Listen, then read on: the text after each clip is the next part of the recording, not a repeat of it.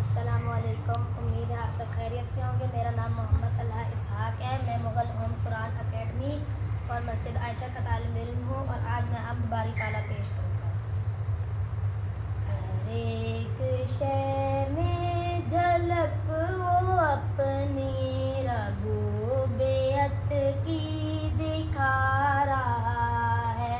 हर एक शय में झलक वो अपनी रबूबियत की दिखा रहा है। निज़ाम उस कायनात का जो बहुस्न खूबी चला रहा है।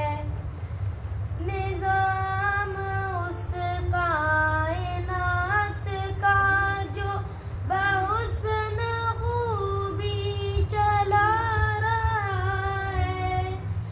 किताब उसकी तो पढ़ के देखो, उसे तो बंदों से प्यार कितना।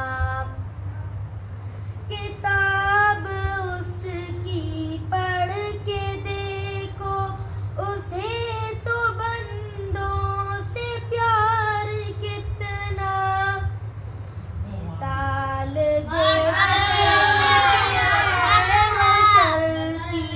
वो अपनी जानिब बुला रहा है।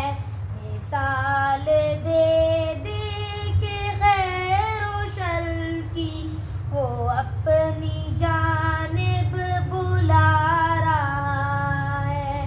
वो मालिक रिज़्क़ हर नफस है, किसी को रखता नहीं है भूखा।